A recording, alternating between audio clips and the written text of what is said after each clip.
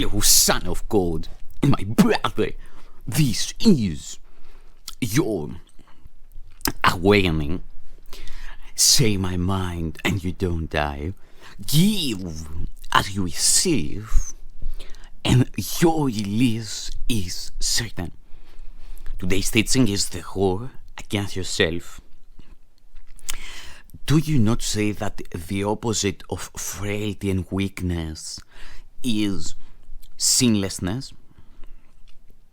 Innocence is strength, and nothing else is strong. The sinless cannot fear, for sin of any kind is weakness. The soul of strength a tackle used to cover frailty conceals it not, for how can the unreal be hidden? No one is strong who has an enemy, and no one can attack unless he thinks he has.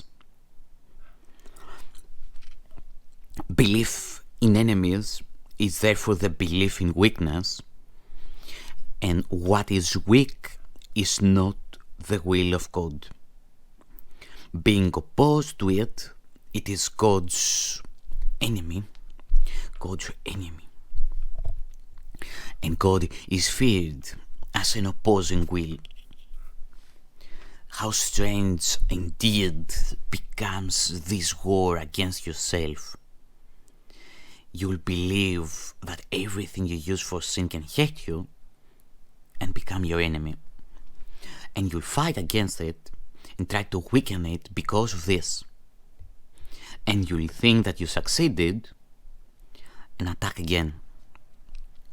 It is as certain you will fear what you attack as it is sure that you will love what you perceive as sinless. He walks in peace who travels sinlessly along the way love shows him. For love walks with him there, protecting him from fear, and he will see only the sinless who cannot attack. Walk you in glory, with your head held high, and fear no evil. The innocent are safe because they share their innocence. Nothing they see is harmful, for their awareness of the truth releases everything from the illusion of harmfulness.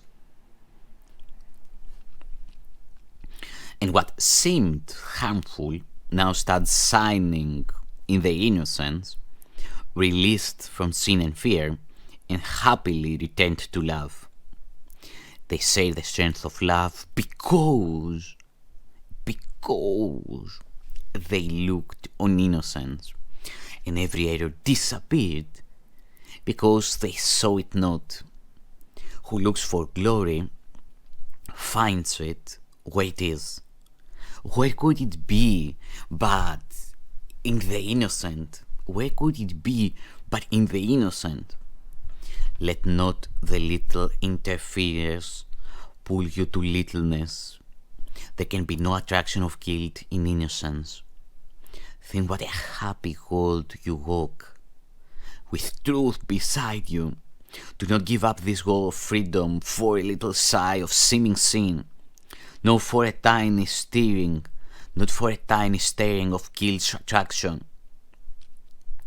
Would you for all the meaningless distraction, for all these meaningless distractions, lay heaven aside? Your destiny and purpose are far beyond them, in the clean place where littleness does not exist. Your purpose is at variance with littleness of any kind, and so it is at variance with sin.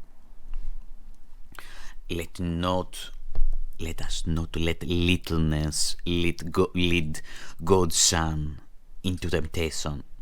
His glory is beyond it, measureless and timeless as eternity.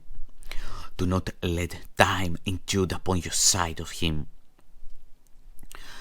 Leave him not frightened and alone in his temptation, but help him rise above it and perceive the light of which he is a part.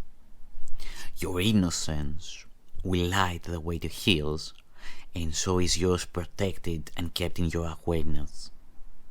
For who can know his glory and perceive the little and weak about him? Who can go trampling in a fearful world and realize that heaven's glory shines in him?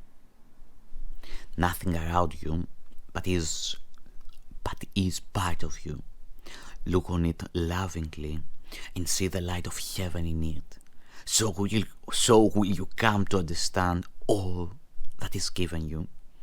In kind forgiveness will the world sparkle and shine, and everything you once thought sinful now will be reinterpreted as part of heaven. How beautiful it is to walk clean and redeemed and happy through a world in bitter need of the redemption that your innocence bestows upon it. What can you value more than this? For here is your salvation and your freedom, and it must be complete if you would recognize it.